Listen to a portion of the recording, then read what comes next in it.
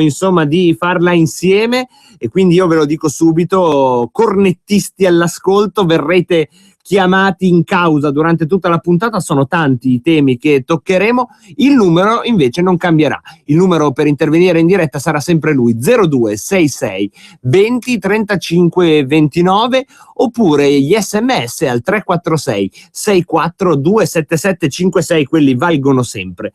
Il primo quesito che pongo al popolo sovrano che ci ascolta in onde medie qui su Radio Padania Libera nasce proprio dalla ricorrenza del Trattato di Maastricht. È proprio con il Trattato di Maastricht che entrano in vigore quei parametri di convergenza che oggi insomma sono finalmente al centro del dibattito, quantomeno quello del rapporto tra deficit pubblico e PIL che non deve essere superiore al 3%, il rapporto tra debito pubblico e PIL non superiore al 60%. Ricordiamo che per adottare il Trattato di Maastricht il Belgio e l'Italia furono esentati proprio da questo passaggio. Quando si dice che l'entrata in Europa dell'Italia non fu esattamente dalla porta principale, forse un motivo c'era, forse qualche parametro da assestare, qualche differenza tra i modi di fare economia tra nord e sud Europa c'era già anche nel 1991. Ma non è questo che vi chiedo, popolo sovrano che mi ascoltate. La domanda che vi pongo è quella di esprimervi su una delle proposte che ha lanciato ultimamente Beppe Grillo, quella di fare un referendum per la permanenza nell'euro, per uscire o meno dall'euro. Tolto il titolo, chiaramente si tratterebbe di un referendum di natura puramente consultiva, non un referendum di tipo legale, di tipo abrogativo, perché ovviamente non si possono da Costituzione abrogare i trattati internazionali che ci vincolano all'Europa. Su questo referendum c'è stata una certa polemica, una certa bufera tra esponenti della Lega Nord e addirittura lo stesso Beppe Grillo. Così ci sono state un po' di scintille, soprattutto da Grillo nei confronti della Lega Nord, che è stata accusata insomma di aver rubato, insomma cose che non c'entrano con il referendum, ma che vanno ancora nelle vecchie storie che qui su Radio Padania sono state ampiamente trattate ben prima che lo streaming fosse una moda. E il dato secondo me che può essere interessante, prima di sentire come la pensate voi allo 0266 20 35 29, è questo, che per le elezioni europee che ci sono state il 25 maggio 2014 il Movimento 5 Stelle si era presentato con 7 punti. Questi 7 punti erano l'abolizione del fiscal compact, l'adozione degli eurobond, l'alleanza tra paesi mediterranei per una politica comune, gli investimenti in innovazione e nuove attività produttive esclusi dal limite del 3% annuo di deficit di bilancio, e finanziamenti, punto 5, per attività agricole e di allevamento finalizzate a consumi nazionali interni, sesto punto abolizione del pareggio di bilancio, settimo punto referendum per la permanenza nell'euro.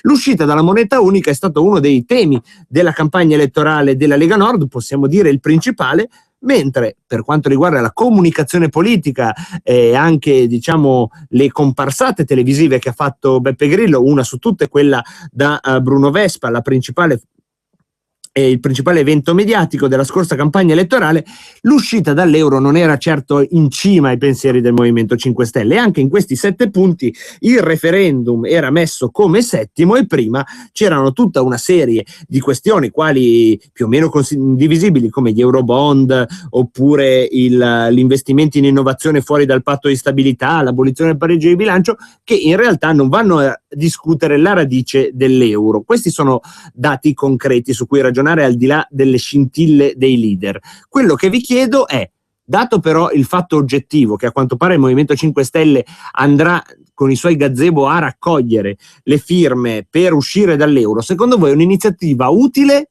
è un'iniziativa inutile o è addirittura un'iniziativa dannosa? Sentiamo come la pensate, o voi, pubblico sovrano che state così ascoltandoci in questo pomeriggio di dicembre non ancora natalizio, sapere allo 0266 20 35 29. Abbiamo già la cornetta più veloce della Padania che ovviamente ha già preso la linea, quindi subito con il primo ascoltatore in diretta. Il referendum sull'euro proposto da Grillo è utile, inutile oppure è dannoso secondo voi? Pronto? Pronto? Sì, ciao. Sergio da Viedana. Ciao Sergio. Allora, il referendum è inutile, è un bluff. È inutile perché è solo consultivo e basta, è solo una perdita di tempo a favore di Renzi. 1991 sono stati firmati i trattati di Maastricht, 1992 c'è stato il Britannia a Civitavecchia, dove Giovanni Sandi dice di aver visto addirittura Grillo scendere dal Britannia. Questo è ufficiale, diciamo, ecco, non ha ancora smentito da un po' di tempo, che si sa. E vorrei che Matteo Salvini lo dicesse qualche volta in televisione a questo povero Grillo. Grazie. Ecco, al di là della questione, non so, è scappato l'ascoltatore, c'è ancora? È scappato. Vi chiedo, argomentiamola un po' meglio, però, se mi dite che è inutile, mi sta bene, mi stanno bene tutte e tre le risposte, perché non ce n'è una esatta ed è per questo che ne parliamo assieme, però al di là del Britannia o meno, fatemi capire perché secondo voi è utile, perché secondo voi è inutile, oppure perché secondo voi un referendum consultivo, ovviamente, per l'uscita dall'euro è addirittura dannoso. 0266 20 35 29 per intervenire in diretta, oppure gli SMS che potete mandare al 346 64 277 56. È certamente un punto importante perché l'euro è il pilastro che tiene insieme tutta un'economia che sta andando in modo palesemente diverso e che probabilmente è il pilastro su cui poggiano tutte le diseguaglianze e le varie contraddizioni che ogni giorno nel nostro piccolo cerchiamo di illuminare. Un referendum per abbattere questo pilastro, posto che questo deve essere l'obiettivo comune a tutti, è la strada giusta? Fatemelo sapere. Sentiamo l'ascoltatore cornetta d'argento di questo pomeriggio. Pronto? Sono Fossi. Pronto? Sono io? Sì, sei in onda, ciao. Sì, ciao, Mauro Seregno. Ciao Mauro. Allora, utile o inutile? Stando a quello che ci ha spiegato Borghi Aquilini, è inutile perché comunque la strada non è percorribile, però sicuramente sarà molto utile per far parlare dell'argomento e sicuramente sarà estremamente utile per Beppe Grillo e il suo movimento, perché comunque recupererà visibilità e probabilmente recupererà anche dei voti degli scontenti, visto che la maggioranza degli italiani sono contro l'euro oggi come oggi. In ogni caso si aprirà ancora meglio il dibattito. Quindi secondo te è utile perché alla fine se ne parlerà di un argomento così importante. Esatto. Starà a noi però riuscire a non far scendere nessuno dal carroccio, nel senso che dovrà far capire a tutti i nostri elettori che non è che non vogliamo il referendum, non lo vogliamo perché bisogna uscire e basta, appunto, per vie politiche dirette dalle elezioni con la maggioranza degli italiani che voteranno i partiti che vorranno veramente uscire dall'euro, al di là di questo sondaggio d'opinione che potrà solamente essere ciò il referendum. Grazie mille. Quindi insomma abbiamo capito questa opinione del nostro ascoltatore che dice sì vabbè, però è un'occasione per cui se ne parlerà e quindi affrontiamo la sfida serenamente del fatto che è il Movimento 5 Stelle a proporre questo referendum, uno strumento che magari non ci appassiona, però che porterà di nuovo l'argomento euro al centro del dibattito politico, e chi più della Lega e di chi si riconosce nel pensiero leghista può essere contento di questo fatto. Ancora altre telefonate allo 0266 20 35 29, inutile dirvi, le prendiamo così senza alcun filtro né censura.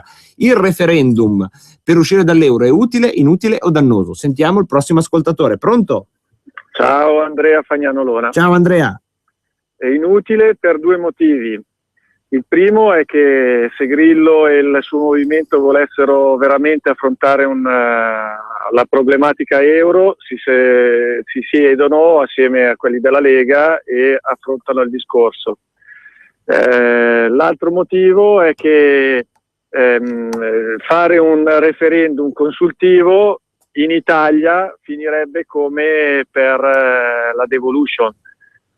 Molti voterebbero contro e sarebbe uno spunto in più per i Renzi di turno per dire ecco, avete visto, avevamo ragione noi, non bisogna uscire dall'euro. Ecco Andrea, tu pensi che addirittura se si facesse questo referendum il risultato finale sarebbe di una bocciatura del referendum e quindi vincerebbero i sì, vogliamo restare nell'euro? Pensi questo? Ma ascolta, abbiamo visto come è andato per la Devolution. Conoscendo gli italiani, secondo me potrebbe finire benissimo con quel responso. Invece faccio un'altra provocazione, io sono quello delle provocazioni. Vai, quello delle provocazioni, la prossima volta presentati così. Ecco, perfetto. No, nel senso, c'è una legge, mi sembra anche nella Costituzione, che noi cittadini potremmo pagare le tasse alla regione. Visto i tagli orizzontali che stanno facendo e quindi penalizzando anche le regioni virtuose, noi potremmo pagare tutti le nostre tasse alla regione e i nostri governanti, i nostri governatori di regione potrebbero evitare di pagare la quota allo Stato. Ecco, questa direi che è una buona provocazione. Poi in realtà anche una base normativa, al momento non sono preparato, però l'approfondiremo. Grazie mille Andrea. Prendiamo un'altra telefonata. L'argomento su cui abbiamo aperto il microfono a voi del popolo sovrano è 0266 20 35 29. Non è l'argomento, è il numero. L'argomento è il referendum che Grillo ha proposto per uscire dall'euro. È utile, inutile o dannoso? Pronto? Pronto? Pronto, eccoti, ciao. Buonasera, ciao. Niente, è da dove ci utile. chiami? Piero. Da dove ci chiami, Piero? Dalla provincia di Como. Ok, così ti possiamo immaginare geograficamente. Sì. Dimmi pure. Sì, no, è utile a Grillo, senz'altro, alla cricca europea, perché adesso useranno Grillo per nel tentativo di togliere voti alla Lega, perché non so se avete notato, appena Grillo scende nei sondaggi e adesso sta salendo a tutta birra la Lega, ha iniziato a attaccare la Lega Grillo, no? Invece di attaccare il governo attacca la Lega. Grillo è quello che si diceva una volta, l'utile idiota, no? Lo stanno usando fin quando gli servirà per tenere a bada chi fa veramente la rivoluzione. Ecco, quindi dopodiché lo metteranno in un angolo e gli diranno togliti dalle palle che le tue cazzate le hai già sparate fin troppo. Sì, io lo penso così. Tanto poi il referendum non si farà mai perché è una baggianata, lo sanno tutti. È solo un diversivo per togliere l'attenzione dai problemi veri, che sono appunto l'uscita dall'euro, ma veramente non con una baggianata di quelle che fa Grillo magari online o tutte quelle baggianate lì. Grillo è l'utile idiota dei burocrati europei. Avevo una domanda, ma devo dire che sei stato cristallino nel tuo pensiero, quindi non c'è un altro modo per spiegarsi meglio. Ancora le vostre telefonate allo 0266 20 35 29 oppure gli sms al 346 64 277 56. Il referendum sull'euro è utile, inutile oppure è dannoso addirittura? Pronto? Pronto? Sì, ciao. Ciao. Sono Elena. Ciao. E volevo dire, sì, ha ragione il conducente, il ragazzo che ha parlato prima di me, il signore che ha parlato prima di me. Volevo dire intanto che per fare un referendum ci vuole almeno un anno. Hai voglia dei negozi che tirano giù la strada cinesca. Poi io volevo dire un'altra cosa. Dimmi. Il signor Grillo in Emilia Romagna non si è presentato perché di erano due indagati dei grillini e a Genova una grillina, a parte lui che è un assassino delinquente, perché ha ammazzato 4 persone. Vabbè. In Liguria, in Liguria spacciava droga una grillina. Diciamolo, perché se lui... Perché sono fatti, va bene Elena, poi nel senso ognuno prende quello che crede. Non stiamo però a mettere il dibattito su questi livelli, che non serve a niente e a nessuno. Grillo ha avuto i suoi guai giudiziari, è il primo peraltro ad ammetterlo pubblicamente, almeno questo rendiamo gli onore di farlo senza infingimenti. Prendiamo ancora un'altra telefonata sul merito, sui programmi, cerchiamo di tenere il dibattito sulle idee e non incarogniamoci su questo o quest'altro particolare più o meno morboso di cronaca nera, anche perché nella trasmissione prima hanno parlato di mafia capitale, quindi di problemi di cronaca giudiziaria e organici a questo Stato italiano ne abbiamo abbastanza per parlare, temo, per altri 150 anni se non succede qualcosa prima. La domanda è: il referendum per l'euro, secondo voi è uno strumento utile, inutile oppure dannoso? Abbiamo un altro ascoltatore, lo prendiamo subito in diretta. Pronto? Pronto, buonasera, sono Andrea da Latina. Buonasera Andrea. Guarda, io ammetto che sono stato uno di quelli che alle ultime politiche ho votato per Grillo. Me ne sono pentito amaramente e più mi convinco che, come diceva l'ascoltatore prima, questo sia il Movimento 5 Stelle sia funzionale al sistema, cioè secondo me questa uscita del referendum è una stupidaggine, perché sicuramente gli italiani, se eventualmente questo referendum si dovesse fare, che poi non serve a niente perché è puramente consultivo, quindi è un sondaggio, non serve a niente, e se anche si dovesse fare, gli italiani voterebbero in massa a favore dell'euro, quindi non è così che si esce dall'euro, si esce dall'euro con dei progetti politici, si va al governo e poi lì si esce dall'euro, insomma si fa di tutto per uscire, così la penso io. Grazie mille Andrea da Latina, anche se secondo lui è inutile. Diciamo che finora l'opinione preponderante è quella che sia inutile, per alcuni è un'occasione per parlarne e quindi ben venga da questo punto di vista, ma sentiamo ancora le vostre telefonate su questo tema così importante per il leghismo in generale, ma anche per tutto l'elettorato che a torto o a ragione si riconosce o si è riconosciuto nel Movimento 5 Stelle. Pronto? Ecco, questo è caduto dalla linea, ma non c'è problema perché ce n'è subito un altro. Pronto? Pronto? Sì, buon pomeriggio. Ciao, Emilio da Bustarsizio. Ciao Emilio. Niente, per me è inutile e anche dannoso, perché intanto deve raccogliere tutte le firme e poi deve essere approvato, vediamo noi con la legge Fornero. E poi è dannoso perché il suo partito, 5 Stelle, al 90% è di sinistra. Le sinistre, sappiamo come va, quelli lì vanno a votare a favore dell'euro, no? E se Grillo effettivamente avesse questa intenzione di non volere l'euro, era più onesto che si mettesse d'accordo con chi lo vuole eliminare e la cosa si portava avanti. Tanto si sa che il referendum non è ammissibile, no? È solo un consuntivo, lo fa apposta per danneggiare la Lega e danneggiare e fare un favore a Renzi, è lampante. Diciamo che questa tua opinione, che addirittura è dannoso, fa il paio con un SMS che è appena arrivato da un anonimo e dice: il referendum non porta a niente se si capisce per chi lavora Grillo che vuol dividere gli anti-euro, divide e timpera. Questa è l'opinione dell'anonimo scrittore, dell'ascoltatore ignoto che scrive gli SMS al 346 64 277 56. Voi fatelo, imitatelo, ma firmatevi che è sempre più bello. Prendiamo un'altra telefonata. Pronto?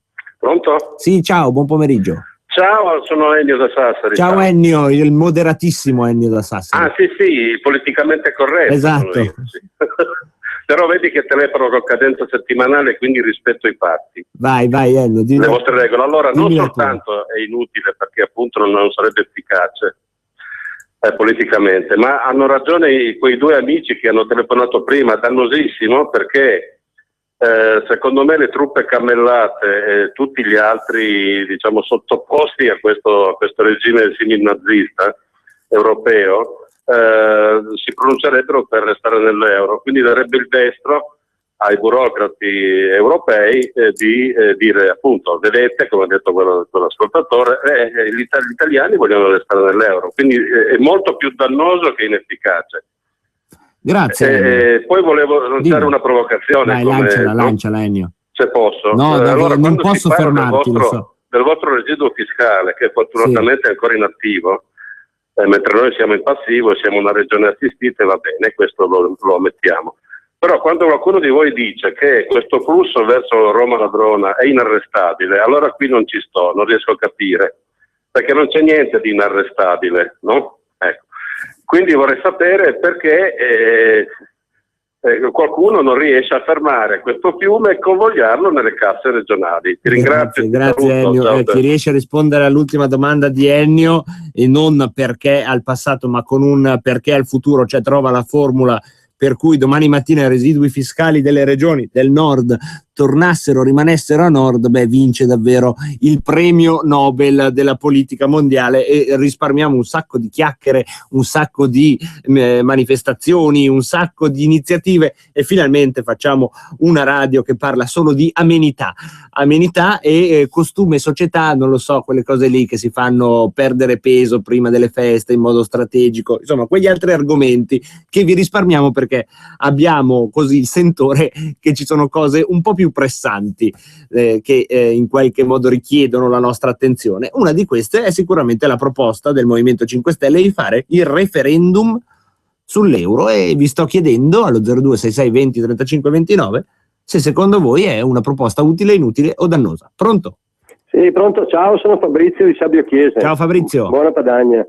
Allora, se vogliamo che il flusso dei soldi che vanno a Roma rimanga al nord, bisogna fare un viaggio nel tempo, arrivare nel 1776, importare Washington, Franklin e tutta quella gente degli Stati Uniti, che loro sì riuscirono a fermare il flusso verso l'Inghilterra. Noi purtroppo non abbiamo né le palle né la forza e andiamo avanti in un altro modo.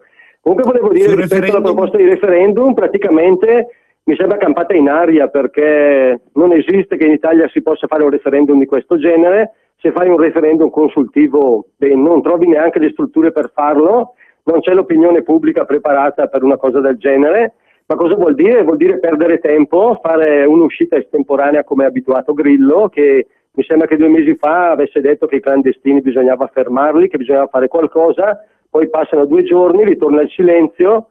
Io credo che non sia da prendere in considerazione, perché se vuoi uscire dall'euro comunque devi avere una maggioranza politica convinta di poterlo fare, devi essere al governo, perché è dal governo che vai a trattare in Europa questa questione, che non sarà indolore, che non sarà facile, che non sarà oggi firmo il referendum e domani esco, perché qui ci sono in ballo componenti finanziarie mondiali enormi, pertanto è una buttata. Purtroppo questo è un partito politico, il 5 Stelle, che si sta sgonfiando, perché quando fai politica solo per incasinare e solo per protestare e non hai un obiettivo, alla fine poi fai queste uscite. Per me durerà 2 giorni, Fabrizio. Poi Matteo Salvini andrà avanti come un rullo compressore. Fabrizio, ti devo salutare perché abbiamo altre telefonate, però mi sembra chiaro il tuo pensiero. Sentiamo chi è in attesa ancora, allo 0266 20 35 29, avanti il prossimo. Pronto? Buonasera, sono Mara. Buonasera Mara. Anche secondo me è dannoso, perché poi finirebbe per fare il gioco di chi vuole a tutti i costi tenere l'euro, a parte che io attualmente spero che l'Europa salti, perché anche stamattina leggevo che anche Draghi diceva bisogna rispettare i patti, eccetera eccetera eccetera, e ci sto tritando e andiamo sempre peggio. Per quanto riguarda 5 Stelle non ho capito questo loro volere fare un referendum. Tra l'altro, visto che loro sono sempre attenti ai costi, spero che i costi siano tutti a carico loro, perché sono quelli che sanno solo scrivere dimezzati lo stipendio. Veramente mi passi il termine discorsi da ignoranti, perché quando parlano coi politici vediamo chi lavora bene, allora lo stipendio se lo merita. Quindi, partendo dal presupposto di questi che risparmiano su tutto, vorrei capire anche il loro referendum, che poi va a fare più danno che altro, chi lo paga. Se lo pagano loro, liberi di farselo. Comunque sì, abbastanza inutile anche secondo Mara, mi sembra un'opinione plebiscitaria, e quindi o la pensate così voi ascoltatori popolo sovrano, oppure non lo so, in qualche modo magari c'è qualcuno che invece pensa che è una buona idea e così magari è intimidito da questa pioggia di no. Approfittate di questi ultimi 2 minuti prima della piccola pausa pubblicitaria, se volete, per dirci che il referendum secondo voi è la strada giusta. Qui Radio Padania libera, e quindi benvenuta questa opinione se vi state trattenendo dal dirla. Pronto? Sì, pronto, buonasera. Buonasera. Senta, io sono Mariangela e telefono da Cesano Maderno. Brevemente dico che è molto sbagliato che noi diamo importanza a Grillo, che abbocchiamo al fatto che lui si fa vedere e noi siamo lì bla bla, dargli torto, dargli ragione, discuterlo. Grillo va ignorato, fate come fa la sinistra, che quando le cose non vanno ignorano. Dite che tutte le volte che Matteo viene interrogato su Grillo deve soltanto dire ma Grillo, questo è un paese che è libero, si può dire quello che si vuole. Io la penso diversamente, punto e basta. Non andiamo avanti per ore a discutere Grillo, per favore. No, tranquilla, dopo cambiamo argomento, però quello che ci interessa, Mariangela, non è Grillo, è l'argomento euro, e chiunque lo tira fuori e lo porta nella scena politica ci interessa capire se lo fa in modo utile, se lo fa in modo inutile o dannoso. Che sia Grillo, che sia Peppino, che sia Rifondazione Comunista, a noi interessa l'argomento, non chi lo porta. L'ultima telefonata. Pronto? Pronto? Sì, ciao, sei in onda. Ciao a tutti, sono Luca di Pombia. Ciao Luca. Pronto. Ciao, ma io analizzo il discorso molto semplicemente dal punto di vista costi-benefici, nel senso che se io vado a fare un referendum del genere so già a priori che è inutile e fine a se stesso, perché costituzionalmente non è possibile, non ha validità, ed è il costo è che se l'opinione pubblica, ammesso e non concesso, l'opinione pubblica italiana vada a dare una risposta, quindi vada a fare questo tipo di Scusa, ti devo interrompere un secondo, rimani in onda con noi, dobbiamo mandare un breve stacco pubblicitario, perdonami, dobbiamo proprio mandarlo ora, pochi secondi e siamo di nuovo in diretta. Puoi farti trovare dai clienti nel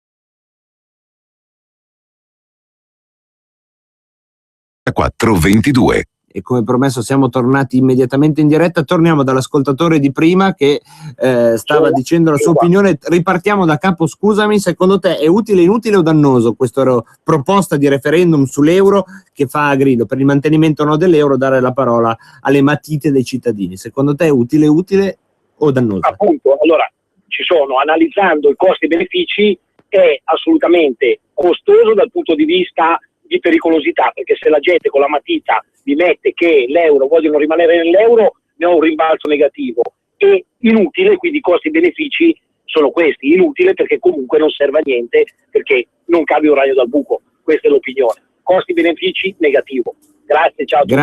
Grazie mille, insomma ben poco entusiasmo qui su Radio Padania Libera per la proposta di Grillo di indire un referendum per uscire dall'euro. Per lo più le vostre risposte sono state che questa proposta è inutile e nessuno ha detto in questi pochi minuti che è una proposta utile, qualcuno addirittura ha detto che è dannosa. Intanto ci sono anche gli SMS che sono arrivati, uno da Enzo che ci scrive da San Mauro Torinese e scrive: io penso che Grillo, essendo l'altra faccia della medaglia di Renzi, abbia tirato fuori il discorso referendum per distogliere le attenzioni su quanto accade a Roma. Stanno facendo di tutto per farlo andare nel dimenticatoio, proprio come hanno fatto con lo scandalo Montepaschi, e questo è un dato secondo me di fatto di come gli scandali occupino per qualche giorno le pagine dei giornali, poi scivolino nelle soffitte della coscienza sporca degli amministratori e forse anche di qualche giornalista.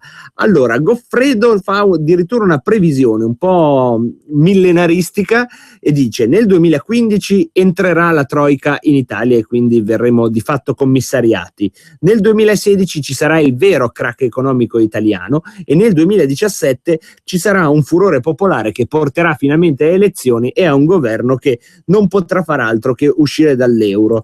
Poi abbiamo Mario di Monza e Brianza che invita a non ascoltare le pirlate di Grillo. Poi ancora Giuliano Citerio, lo ringrazio per i suoi interventi con gli SMS durante Rebelot, dice che è da imbroglioni far credere che con un referendum si esce dall'euro. Poi abbiamo Marco D'Alecco che dice: il referendum non è utile dal punto di vista pratico, ma a mio avviso potrebbe essere la cartina di tornasole per verificare quanti cittadini in effetti sono favorevoli a tenere l'euro oppure a uscirne. Se vince la fazione anti-euro potrebbe essere un campanello d'allarme molto importante per i burocrati di Bruxelles. Quindi anche Marco D'Alecco vede l'opportunità politica per chi vuole uscire dall'euro di questa proposta, che comunque rimette l'argomento sul tavolo di discussione. Giuliana a Torino invece dice che bisogna stare attenti alla sovraesposizione mediatica in questo momento di Salvini, che potrebbero addirittura, scrive, farlo prendere in uggia.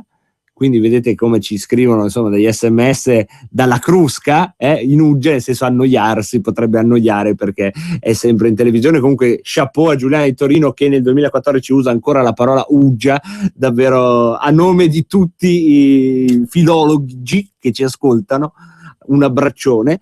Per Carlo da Bergamo c'è poco da dire, il referendum è farlocco di un movimento farlocco messo in piedi da re Giorgio Napolitano, addirittura i soliti poteri forti che fanno un contenitore vuoto per sottrarre consenso alla Lega. Questa è l'idea di Carlo da Bergamo. E invece abbiamo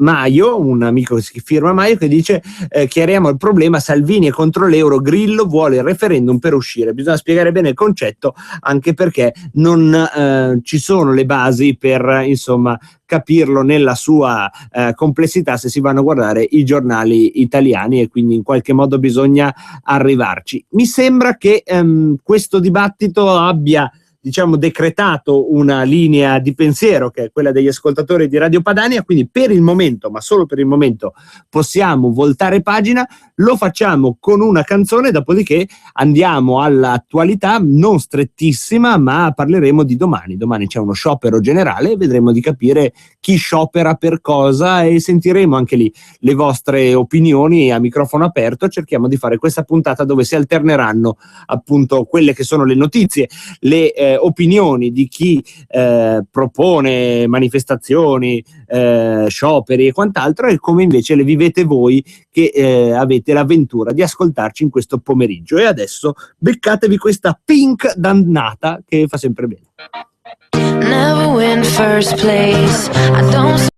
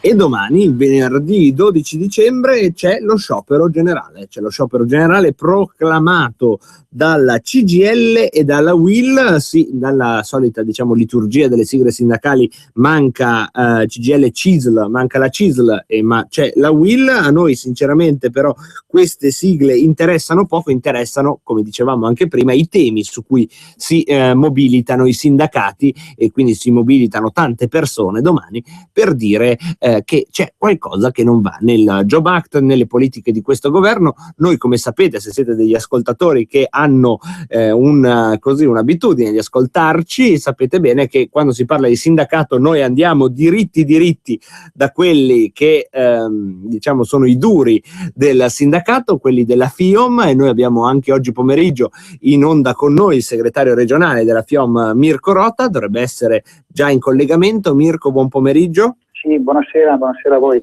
Ecco, buonasera, perché in effetti ormai l'imbrunire è più che inoltrato. Detti questi convenevoli, però, Mirko, vorrei sapere da te quali sono le ragioni che domani spingono a quello che per un sindacato è, diciamo, la carta più importante, quella dello sciopero generale di un'intera giornata. Questa è una cosa che non si fa proprio tutti i mesi, non è una di quelle dimostrazioni sindacali che vengono fatte ritualmente. Come si è arrivati a questo sciopero generale? Certo, si dichiara lo sciopero generale quando ci sono elementi e decisioni particolarmente gravi. E il governo sta assumendo delle decisioni molto gravi e molto negative nei confronti, dal mio punto di vista, non solo dei lavoratori ma anche nei confronti dell'impresa. Non a caso continuiamo a dire che non c'è una politica da parte di questo governo per rilanciare l'economia e per riprendere, diciamo così, non solo i consumi ma anche l'attività economica dei diversi settori che noi abbiamo in Italia. E poi c'è tutta una politica contro i lavoratori. Non è vero, ad esempio, che questo governo Renzi vuole estendere gli ammortizzatori, ma soprattutto in un periodo di forte crisi li sta tagliando in modo pesantissimo.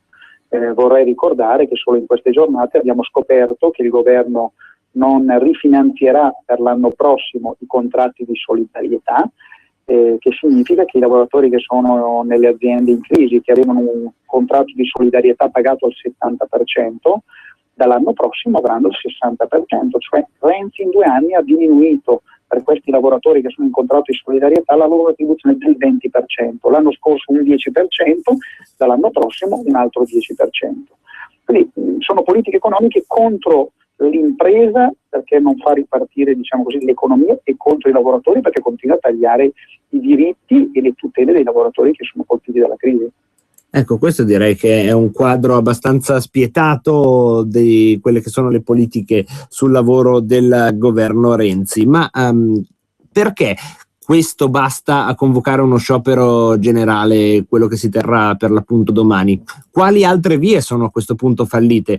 È inutile, è abbastanza pleonastico, però lo facciamo sottolineare come Renzi comunque sia espressione di un partito che quantomeno nasce da partiti a loro volta che erano del centro-sinistra, e noi siamo stati abituati nella tradizione politica italiana a vedere grandi contrapposizioni tra il sindacato e i governi di centrodestra, sempre su tematiche. Io non credo che ci fossero... No, è proprio come stai dicendo tu, nel passato si vedeva il sindacato scatenato generalmente contro il centrodestra, e un po', diciamo così, remissivo e un po' più quieto quando governava il centro-sinistra.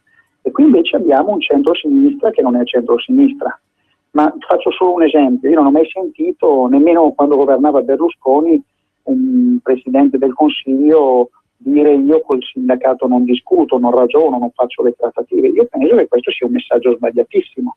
Si può andare d'accordo, si può dissentire con il sindacato.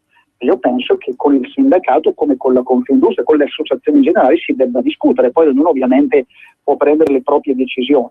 Questo governo invece col sindacato non vuole nemmeno parlare. Penso che sia una decisione sbagliatissima. L'altra questione riguarda i soldi che sta dando questo governo Renzi alle imprese, soprattutto alla grande impresa. Il taglio dell'IRAP è una risposta prevalentemente al settore bancario, uno dei settori tra i più, diciamo così, responsabili della crisi finanziaria ed economica di questo decennio. E io penso che sia sbagliato, ad esempio, dare dei sostegni all'impresa quando l'impresa non si impegna ad investire e a rimanere in Italia. Io sono per aiutare l'impresa, ma quella che investe, quella che sviluppa lavoro, quella che rimane in Italia, non quella che delocalizza e lascia i problemi all'Italia per andare a guadagnare all'estero. Mentre i contributi che dà Renzi li dà a pioggia e quindi li dà indiscriminatamente a tutto il settore imprenditoriale.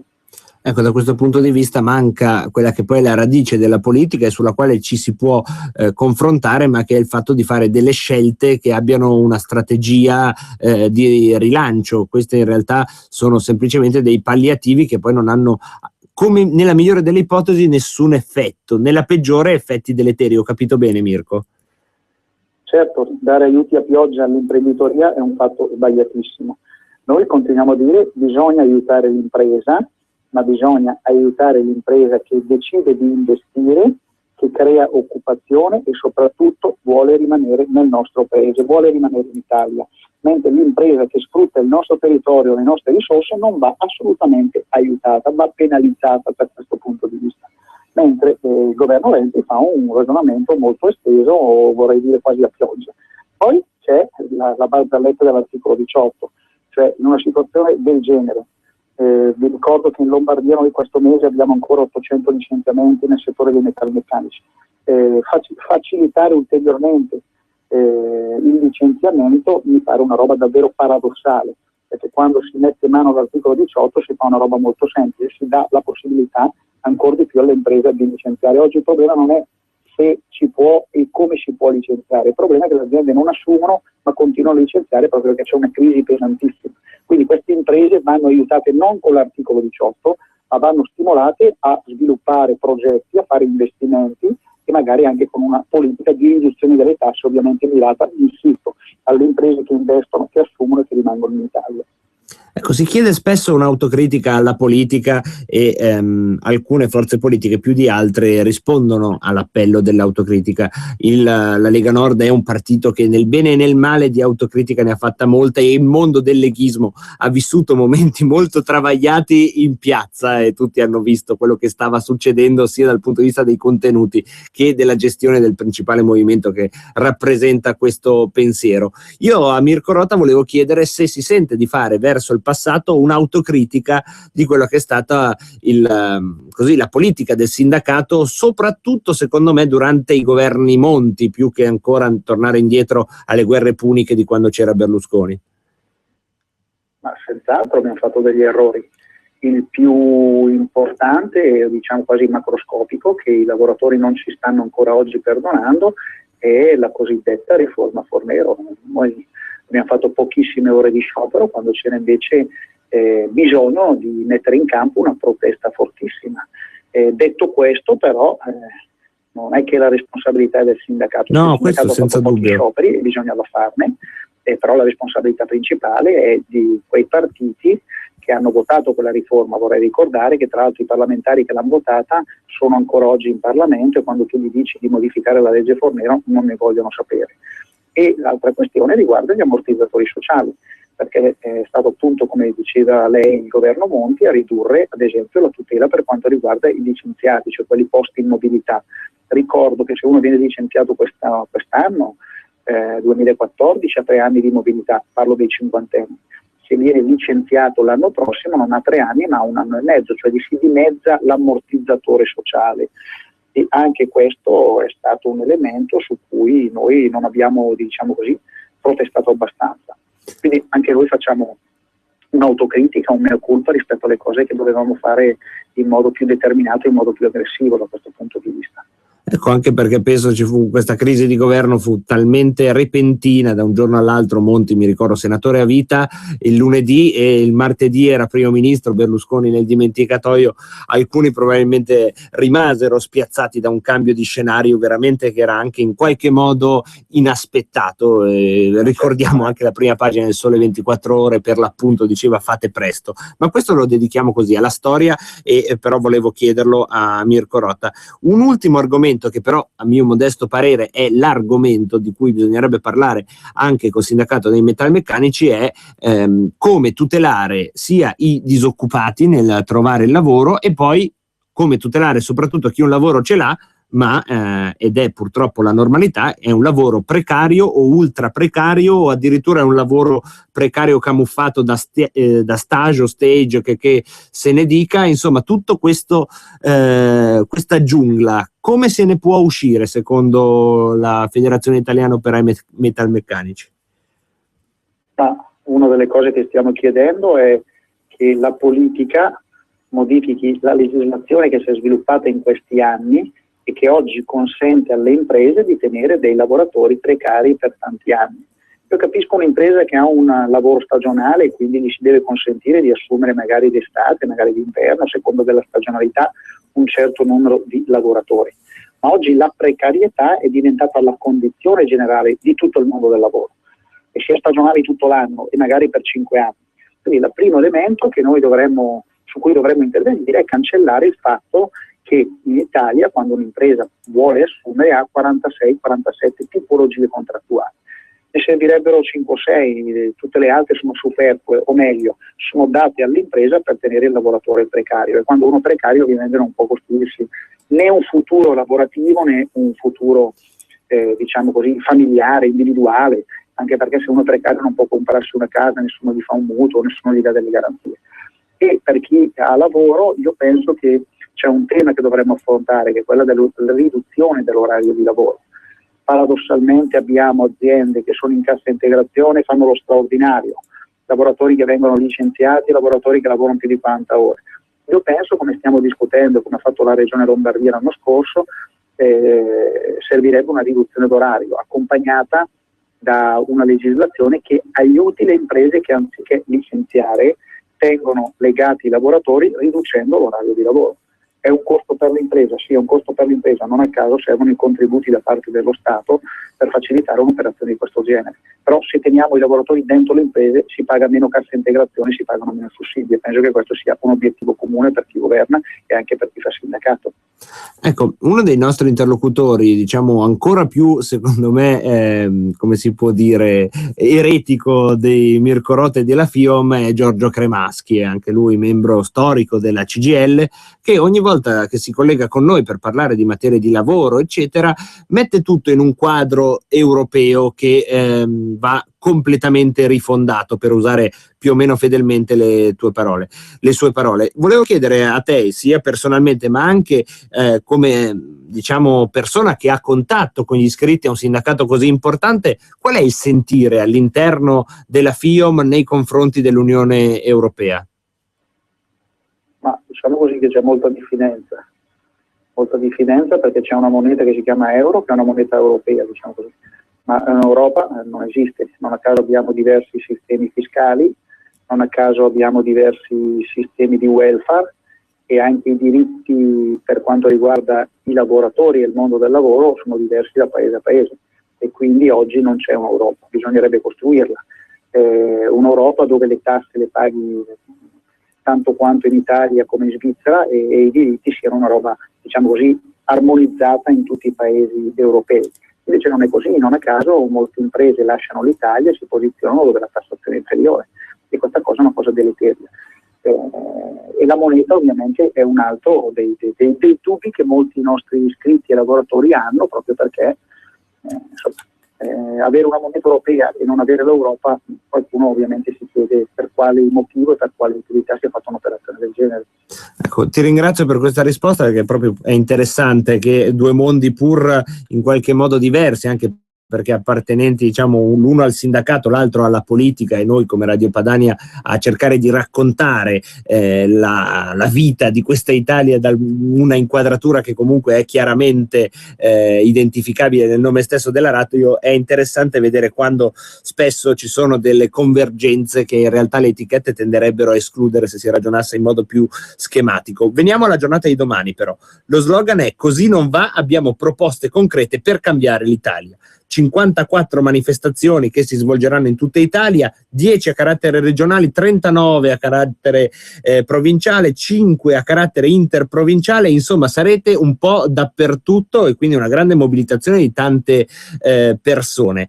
Il dato così che a livello di comunicazione mi sembra innovativo è anche nello stesso slogan. Così non va può essere un dato assodato nella battaglia sindacale che dice dei no, ma abbiamo proposte concrete per cambiare l'Italia, e forse un salto di qualità in positivo che sta facendo il sindacato nella fase per l'appunto propositiva di soluzioni. È una mia impressione o è un dato che anche tu riscontri? È proprio così. Noi diciamo che alcune cose non vanno e devono essere modificate, e ovviamente nel modificarle indichiamo anche un terreno di iniziativa, di azione, di proposta. Non è che diciamo semplicemente no, non va bene, punto. No, non va bene, bisognerebbe fare cose diverse, ovviamente le indichiamo. Faccio un esempio: Estendere gli ammortizzatori sociali per noi non significa tagliarli a qualcuno per dare un pochino agli altri, significa che quelli che non hanno nulla oggi comincino a pagare anche loro, mi riferisco ai lavoratori come alle imprese, possono avere gli ammortizzatori che oggi non hanno e che hanno altri lavoratori. Invece Renzi cosa fa? A chi ha l'ammortizzatore gliene taglia metà e questa metà la distribuisce agli altri poveri, e così non funziona, così non fai, diciamo così, dell'Italia un paese moderno. E quindi abbiamo preparato una piattaforma che mette in fila una serie di richieste, una serie di proposte, però torniamo al tema iniziale. Queste proposte purtroppo non vanno da nessuna parte per un motivo molto semplice, perché Renzi non vuole confrontarsi con il sindacato, non ne vuole discutere di queste proposte, e io penso che uno di sinistra non possa comportarsi in questo modo, ma ovviamente si può dire con molta chiarezza: Renzi non è assolutamente di sinistra, perché non si è mai visto un personaggio di sinistra ovviamente utilizzare certe frasi e certe dichiarazioni nei confronti non del sindacato ma nei confronti dei lavoratori.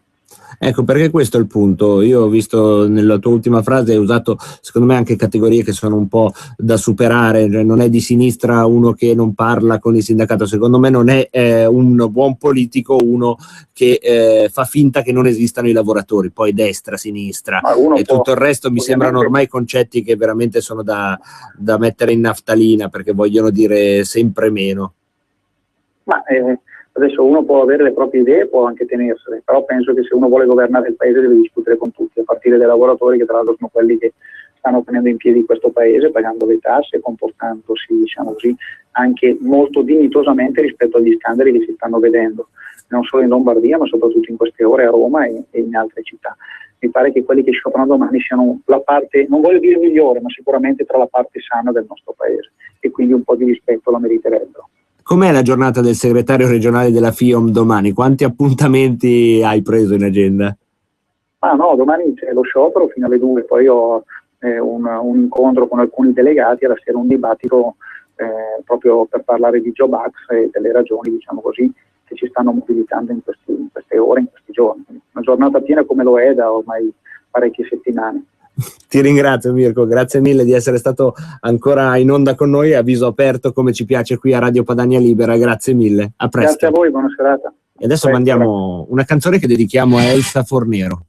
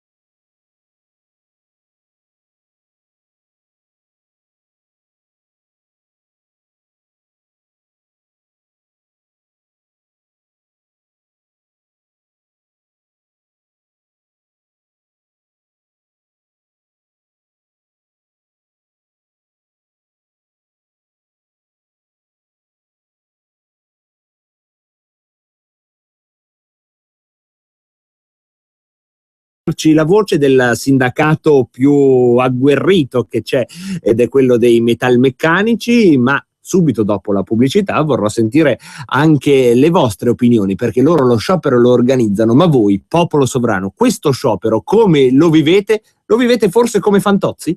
Prendo solo latte adesso, vai a dormire, io devo studiare. Dopo 3 mesi di letture maledette, Fantozzi vide la verità e si turbò leggermente.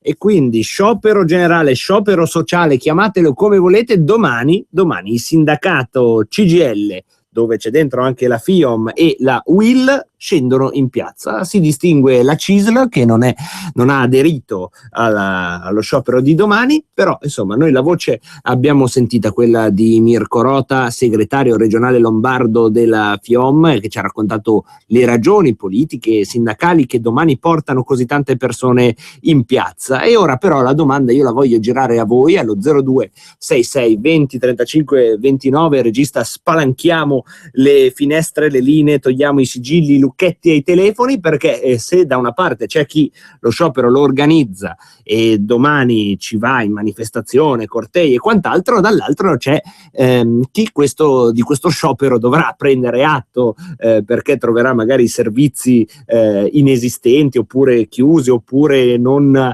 garantiti. E che opinione si farà domani di questo sciopero? Se ne sente davvero la necessità? è una forma di lotta che ha ancora un senso nel ampliare le piazze, quindi fare in modo che ci siano più persone che in qualche modo fanno sentire la loro voce, oppure sono ormai delle manifestazioni che riescono a coinvolgere solo il giro stretto di coloro che già sono iscritti ai sindacati e non riescono a fare un passo oltre? Tutte insomma le riflessioni che vogliamo fare e che possiamo fare assieme sul sciopero che c'è domani. Come la pensiamo qui, popolo sovrano? Faccelo sapere allo 02 66 20 35 29 per i più timidoni. C'è l'SMS invece al 346 64 277 56. Prendiamo la prima telefonata. Pronto? Tocca a me? Sì, ciao, sei in onda. Non ha detto che ero dopo un altro ascoltatore. E invece sei il primo. Lo sciopero serve ai dipendenti pubblici. Perché sono come ti chiami?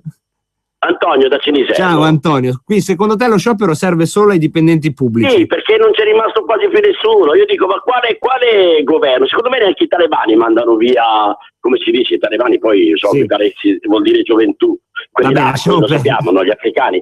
Neanche loro fanno le politiche che facciamo noi. Non le mandano via le ditte. Quando c'è qualcosa che non funziona, basta abbassare un po' i prezzi e le cose si rialzano. Cioè, questi qua non capiscono niente. Io non lo so che cosa devono fare. Cioè, guarda, un paese come questo non esiste al mondo. Siamo la schifezza di tutto il mondo e siamo il primato di tutto il mondo. Grazie. Facciamo il Guinness, noi vinciamo. Vinciamo in tutto. Mille. Ciao. Grazie mille. Prendiamo un'altra telefonata sullo sciopero generale di domani. Come lo vivete voi questa notizia, questo fatto che domani in qualche modo chiunque metterà il naso fuori di casa ne sarà in qualche modo interessato? Pronto? Pronto? Sì, buonasera. Buonasera, Pippo da Como. Allora, per me lo sciopero ultimamente, non da adesso, ma già da diversi anni, è una presa in giro. Poi io ero dentro in un settore, io quando lavoravo ero dentro in un settore pubblico di prima necessità, abbiamo chiesto proprio alla sezione CGIL come fare lo sciopero. Lo sciopero di solito chi ha un lavoro che non può fermare dovrebbe ridurre almeno la produttività, sì. Invece no, al massimo, e lì mi ha fatto girare le scarpe. Non serve a niente ultimamente lo sciopero, perché il sindacato negli ultimi anni non esiste. Noi abbiamo perso rispetto al 68 almeno il 60-70% dei diritti che avevamo e il sindacato è sempre stato nullo. Adesso che c'è aria di elezioni si presentano tutti per poter andare a mettere il fondo schiena sulla poltrona. Non dimentichiamo che i sindacalisti, i grossi sindacalisti, che quando sono andati in Parlamento più che dare le legnate ai lavoratori non hanno mai dato. Però con questo io che ho sempre contestato il sindacato, pur essendo scritto da quando avevo 16 anni. Secondo te è una forma che non funziona più? È una forma che non funziona, perché poi io vedo in certi settori il sindacato inesistente. Nel settore del commercio, specialmente nei supermercati, c'è gente che lavora e sempre sulla strada di 8 ore, gli fanno fare 2 ore, poi li mandano a casa, poi li rifanno ritornare, e questi qui, quelli che guadagnano, è tutto sulla benzina, sul trasporto. Dunque il sindacato dov'è che è? Non esiste. La domenica era stato fatto un sciopero nel 68 per stare a casa e adesso ci hanno venduto per 4 soldi al sindacato. Il sindacato Grazie mille, ti devo lasciare perché abbiamo un'altra telefonata, però diciamo che le tue riflessioni mi sembra che siano abbastanza chiare. È un sindacato che c'è solo dal punto di vista, diciamo, delle grandi aziende, dal punto di vista mediatico riesce ad avere un peso politico quando porta persone in piazza, ma nel tessuto lavorativo di tutti i giorni ci sono ormai ampi tratti del fronte del lavoro che sono scoperti completamente. Sentiamo le vostre opinioni, però ancora così a ruota libera, non è necessario fare un'analisi di giuslavorismo oppure macroeconomica. Come la vivete voi? Come la pensate voi di questo sciopero generale che domani è stato indetto dalla CGIL e dalla UIL? Cosa pensate? Anche banalmente, quando arrivate e non trovate il treno al binario, che cosa pensate? Mannaggia, non c'è il treno, non hanno voglia di fare niente? Oppure pensate, ma chissà come mai non c'è il treno? Pronto? Pronto? Sì, pronto, ho bisogno di uno solo in onda, sentiamo chi è. Sì, ciao, sei tu, sì, sei in onda. Ok, ciao, Dario da Varese. Ciao Dario. Io volevo fare una riflessione velocissima. Vai, tranquillo. Che senso ha che ci siano le elezioni, cioè si presentano vari partiti, uno sceglie il suo partito, dopodiché questo partito, qualunque sia, quindi sinistra, destra, si deve confrontare con una realtà come il sindacato, cioè che ti dice cosa devi fare sostanzialmente, oppure no, tu fai così ma dovresti fare diversamente. Cioè, ma non, voglio dire, a questo punto non possono fare un partito e si presentano con il loro programma, cioè che senso ha sta cosa? Beh, vale per chiunque. Sì, il sindacato serve a tutelare servirebbe, perché come abbiamo detto prima le cose stanno un po' cambiando, però serve a tutelare i lavoratori che ovviamente non hanno altra forza se non di quella di far valere il fatto che nel numero loro possono far valere dei diritti che poi vanno a incidere positivamente sulla qualità della vita. Questa è la teoria, purtroppo la prassi è un po' diversa e questo è il senso del sindacato. Che poi il sindacato, che come forse vi sarete accorti, io stesso ho qualche problema a darne una definizione della sua funzione, ma non perché non so cos'è, perché sento come le parole si stiano sgretolando e di come si suonino vuote alcune delle cose che vi ho appena detto. Quello che sono sicuro è che i lavoratori, soprattutto i lavoratori dipendenti, i precari, coloro che hanno una posizione lavorativa debole nei confronti della loro dirigenza aziendale, un diritto sindacale lo devono avere. Poi c'è un discorso di capire come il valore del lavoro può essere difeso e come riscrivere le regole. Il Job Act è un modo per riscrivere le regole? Fatemi sapere voi se avete qualche idea in merito. Stiamo parlando di sciopero generale domani, i contenuti ce li ha raccontati la FIOM, adesso sentiamo dall'altra parte del microfono chi vuole dire la sua. Pronto? Pronto? Sì, ciao. Sì, ciao, sono Roberto da Vimercate. Ciao Roberto. Allora, io dico che lo sciopero ha ancora un valore in uno stato di diritto dove lo sciopero penso che serva a rivendicare delle cose degli operai, della gente, però il nostro sindacato, il sindacato italiano, per quanto mi riguarda, io mi ricordo quando hanno fatto la legge Fornero, la maledetta legge che ha messo veramente nei guai un sacco di gente, io ho qua vicini di casa che piangono, veramente piangono. Allora dico, come mai in quel momento il sindacato non ha ribaltato l'Italia? Cioè, di fronte a una legge così doveva ribaltare. Adesso poi si sente uno che viene qua a Radio Padania della FIOM e dice sì, abbiamo commesso qualche sbaglio. Ma come sbaglio? Lì è mistificare la realtà, non è uno sbaglio, quello è uno sbaglio voluto. E chi ha voluto che il sindacato non si operasse? Chi? I poteri forti. Non credo che ci sia questo autonomismo, questo automatismo, scusami, nelle dinamiche, nel prendere o meno una posizione in modo immediato. È un errore grosso come una casa che ha compiuto il sindacato, è stato ammesso. Adesso guardiamo in avanti. Secondo te lo sciopero di domani serve a qualcosa? Pronto, sono ancora io? Sì, ti chiedo, domani, lo sciopero di domani, non le cose di ieri. Guarda, domani serve a qualcosa? No, per me assolutamente non serve a nulla. Non serve a nulla per me. Perché comunque il governo andrà avanti sulla sua strada. Sì, ormai hanno deciso lì, adesso questo sciopero lo fanno perché la minoranza del PD, che sono ancora forti, hanno ancora il sindacato ascolta la minoranza del PD. Ormai abbiamo capito tutti che il sindacato non è più un sindacato, ma è un partito della minoranza del PD. Adesso i vari D'Alema, i vari quelli lì comandano ancora e hanno detto qua dobbiamo fare sciopero contro Renzi che li ha rottamati. Per me è una vendetta questa, non è più uno sciopero per gli operai o per gli impiegati, è sempre politica purtroppo. Se avessi ragione tu sarebbe veramente una brutta notizia, e in qualche modo il tuo ragionamento ha purtroppo dei punti di contatto con la realtà, soprattutto per quanto riguarda la condotta di Susanna Camusso, e non è, anche qui non sono opinioni mie ma sono le opinioni della mozione che ha perso al congresso della CGIL perché era troppo a sinistra, che appunto diceva che la Camusso alla fine giocava di sponda sia con i governi tecnici e oggi più o meno fa la stessa cosa con il governo Renzi, e in piazza è più che altro trascinata dagli iscritti piuttosto che essere lei a trascinare. Questa è una lettura, sinceramente spero che non sia vera, perché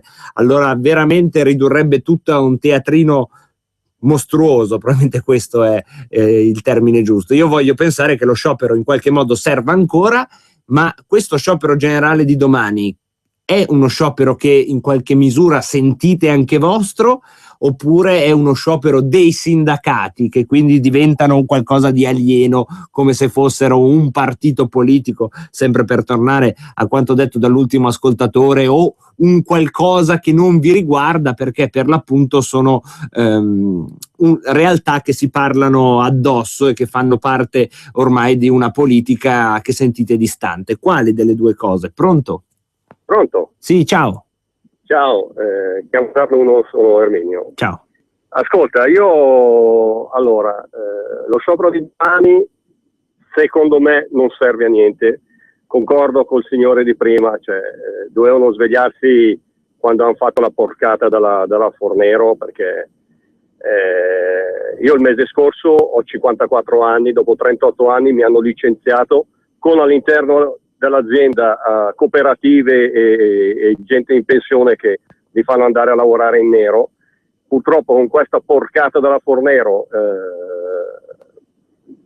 io sono stato licenziato, facevo l'autista, hanno venuto i mezzi, non servi più perché mi costa meno prendere un mezzo esterno, fa niente se dentro c'è cooperativa eccetera eccetera. E adesso sono andato dai sindacati per vedere di riuscire a portare a casa qualcosa, perché l'unica briciola di contentino, non so come chiamarlo, è che posso tirargli qualche mese di stipendio. Però all'interno, io ho visto all'interno del sindacato stesso, sono andato alla CGIL, c'è uno scoramento perché si rendono conto che la gente glielo dice in faccia. Cioè, ma dove cavolo eravate quando hanno fatto quella porcata lì?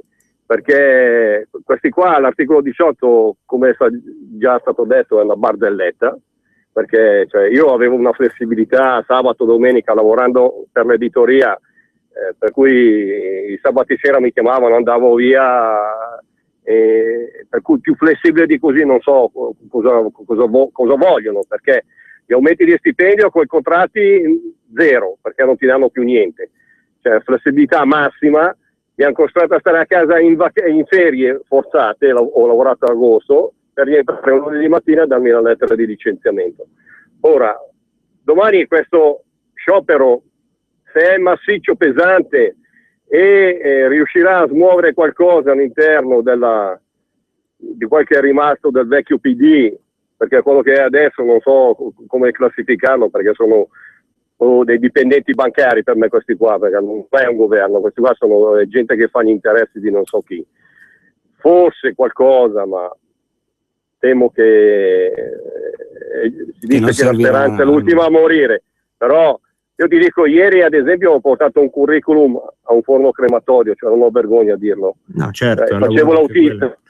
Io è un mese mi sto sbattendo, ma come me c'è una marea di gente. E questi vengono a dire, ma la flessibilità di che cosa? Questi qua hanno la sedia attaccata al culo, con i soldi che si beccano, con i loro sporchi interessi, della gente non gliene frega veramente. Ti volevo chiedere, scusami, visto che c'è davvero una marea di gente che è in queste condizioni, ti uso come esempio e perdonami, tu domani scenderai in piazza col sindacato oppure no? Guarda, allora, la voglia ci sarebbe, però sinceramente io ti dico, sono anche stufo di girare internet e minga internet, perché vedo che c'è il nulla, non lo so. Sì. Anche andare, cosa serve? Io piglio, se mi viene la febbre e piglio l'aspirina e so che la febbre mi scende, ok, però qua anche se mi prendo una scatola di aspirine non scende niente, la febbre, anzi. Te capi? E poi altra cosa, quando sono andato io, il sindacalista ha detto che ci sono 3 anni di come si chiama, mobilità. Sì. A me mancano 4 anni per andare in pensione, ho 1 anno di disoccupazione, e quando sono andato a fare la disoccupazione c'erano là 40 e passa persone, gli italiani eravamo solo in 3 tutta gente extracomunitari, e la ciliegina era il marocchino che pretendeva di prendere la disoccupazione al suo paese, e questi gli dicevano guarda che non puoi farlo, e questo gli diceva no guarda che me l'ha detto il sindacato, e il sindacalista gli ha detto qui siamo i sindacati, ma questo deve aver capito che se uno va in pensione va all'estero gliela danno, no? Però questo pretendeva, ha litigato, di prendere la disoccupazione in Marocco, se ci rendiamo conto di come cavolo siamo messi. E questi mi vengono a parlare di flessibilità, articolo 18, ma che cavolo è? Ma questi, a dire che sono barzellette è ancora una cosa. Ti cosa, ringrazio perché davvero, scusatemi, voi che siete in attesa, l'ho fatto parlare un po' di più degli altri perché davvero mi sembrava una storia che fosse testimonianza di tante altre e che in qualche modo ha preso il polso, è stata un po' una sintesi di tante telefonate che abbiamo sentito. Da una parte l'accorgersi che le cose non vanno bene, dall'altra invece notare che anche scendere in piazza, soprattutto con i sindacati, è un qualcosa che, per usare le parole del nostro ascoltatore che abbiamo appena salutato, è il nulla, è una sensazione di non arrivare da nessuna parte, e questo senso di impotenza è secondo me uno dei tratti proprio di questo periodo storico che ha un pregio, è un periodo e quindi passerà. Prendiamo un'altra telefonata. Pronto? Pronto? Sì, ciao. Ciao, sono Cristiano da Bergamo. Ciao, io ogni Cristiano. tanto chiamo. Ciao. Io, a differenza del signore, sono sempre stato un lavoratore indipendente, no? Adesso io ho una ditarella, ne ho già lasciati a casa 3 su 5, perché ormai il lavoro qua è un disastro. Ne ho lasciati a casa 3 su 5, 2 adesso a fine anno chiudo baracche e burattini e non so cosa farò. Probabilmente lavorerò in nero, non mi vergogno a dirlo perché io così non riesco più ad andare avanti. Ma io quello che mi chiedo, dove è stato il sindacato? Dove era il sindacato? Dove sono state le battaglie del sindacato? Perché il sindacato, oggi come oggi, difende i privilegi di una casta di dipendenti pubblici e dipendenti ipergarantiti, che continuano a fare a lavorare, beati loro, continuano a lavorare con tutti i diritti e con pochi doveri, perché se io vado a vedere le assenze nel comparto pubblico che ci sono, fanno schifo. Io vado a lavorare quando ho 38,5 di febbre, sono a lavorare, perché se non lavoro io non guadagno. Allora quello sciopero dei sindacati a me fa ridere, perché i sindacati italiani sono troppo politicizzati e vogliono comandare, è ora di finirla. Il sindacato deve essere per tutti, non solo per qualcuno. Tutto qua, ciao. Grazie mille. Io spero che Mirko Rota ci stia sentendo, in modo tale che vede come noi prendiamo qui delle telefonate senza filtro né censura, e la sensazione nel migliore dei casi è quello che il sindacato sia un'entità lontana. E poi è diverso parlare di sindacalisti e di sindacato, ci sono tante persone per bene che fanno sindacato e sono storie che ci arrivano spesso anche in questi microfoni, sono punti di riferimento nelle aziende, all'interno delle crisi aziendali. È quello che sa le leggi per cui non ci si fa prendere in giro. Insomma, il sindacalismo di base è una cosa, il ruolo del sindacato è in profondissima crisi, e mi sembra che le telefonate che stanno arrivando stiano quantomeno confermando questo come dato assodato. Poi in realtà ci sono degli accenti anche maggiori quanto a criticare quello che è l'apporto che dà il sindacato, perché mi sembra di notare anche come c'è questa lettura in cui il sindacato non sarebbe altro che il braccio di piazza della minoranza del PD. Io spero che questo non sia vero, perché altrimenti davvero saremmo allo svuotamento totale di tutti gli strumenti che nel bene e nel male una repubblica democratica dovrebbe avere per trovare delle soluzioni alternative a quelle che sono le realtà che viviamo tutti i giorni, ossia insomma quella che vedete, disoccupazione al 40 e passa %, perché poi bisognerebbe dedicare una sola puntata a capire come sono fatte le statistiche sulla disoccupazione, perché se è il 40 è il dato pubblicato, probabilmente quello reale non drogato dagli indicatori è forse il doppio, forse no, ma forse è un terzo in più. E poi tutte le altre storie che ci state raccontando, piccoli artigiani che dopo aver mandato a casa 2 dipendenti su 5 stanno per chiudere, oppure persone che sono state lasciate a casa e che adesso, anche se cercano dappertutto un lavoro, non lo trovano. Questa è la verità che ci arriva, quantomeno a filo diretto. Non chiediamo come la pensate prima di intervenire in diretta, quindi è sicuramente un indicatore che io fossi in qualcuno che ci governa ascolterei un po' di più. 0266 20 35 29, ancora un paio di telefonate per sapere lo sciopero generale di domani indetto dalla CGIL e dalla UIL, voi come lo prendete? Pronto? Pronto? Sì, ciao, sei in onda. Salve, io mi chiamo Raffaele, chiamo da Napoli. Ciao Raffaele. Comunque io sono una pubblica amministrazione, dico che lo sciopero di domani non serve a niente, lo faranno solo quelli che hanno doppio stipendi, mariti e mogli, e si possono permettere di fare lo sciopero, anzi più che altro fanno shopping. Il 95% dico che i sindacalisti sono tutti venduti, non serve a niente. Lo vero sciopero è quello che fanno in Francia, perché lì quando si fa lo sciopero si fa finché non risolvono il problema, una settimana e 15 giorni. Questi sono i veri scioperi, non una giornata, perché una giornata non serve a niente.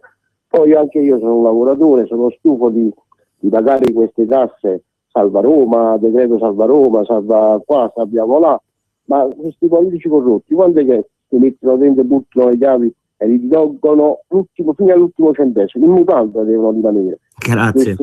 Grazie mille. Grazie mille. Il problema fossero i politici e basta. Il problema, in realtà, se c'è una cosa che emerge dalla storia nota come mafia capitale, che nemmeno la più fervida immaginazione, penso di Bossi negli anni 90 sarebbe mai riuscita a immaginare quello che sta emergendo da questo buco nero di cooperative dove si intrecciano estrema destra e sottogoverno ambienti culturali di sinistra nella gestione e nello sfruttamento a mezzo di cooperative, di richiedenti asilo, immigrati, rifugiati e quant'altro.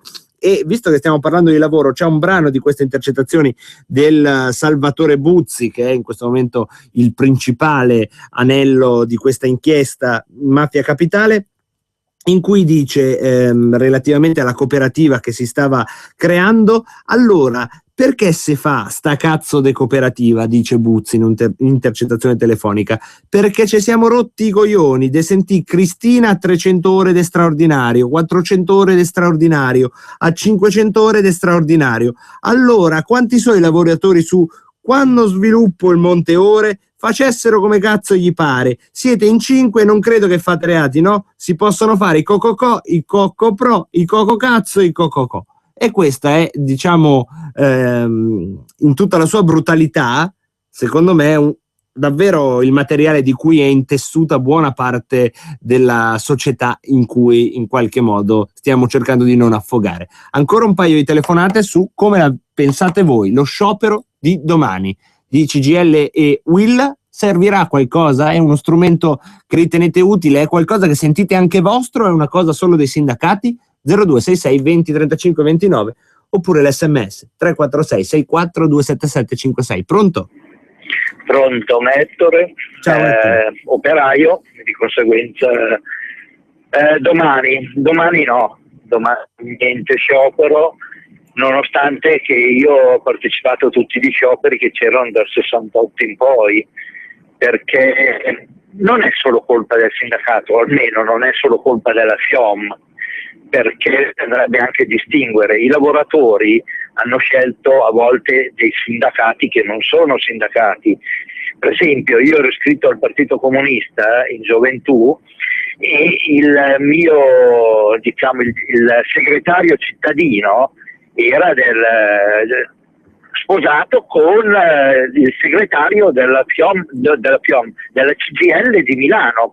Ebbene, dopo la riforma che è stata fatta nel 96 da Treu, uno dei primi che ha avuto un'agenzia interinale, indovina chi era?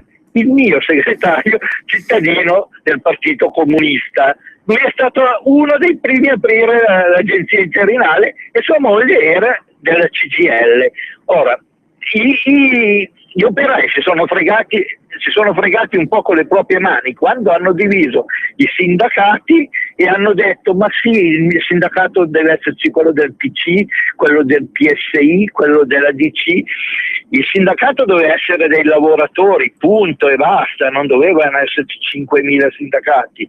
In questa maniera ci sono stati la maggior parte dei sindacati, quelli che hanno avuto più visibilità, che si sono presi la fetta e hanno preso per il culo i lavoratori, e poi c'è rimasta la FIOM a cui non davano molto spazio, non davano molta pubblicità, ci mettevano tanto impegno ma non sono riusciti a ottenere risultati anche grazie ai lavoratori. I lavoratori devono anche fare un mea culpa, non è che io non sono iscritto alla FIOM, però bisogna essere anche un po' oggettivi.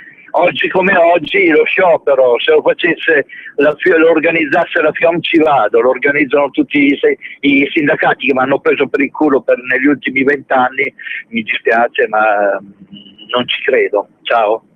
Grazie mille, insomma abbiamo preso un po' di opinioni, stanno arrivando degli sms, continuate a mandarli al 346 64 277 56.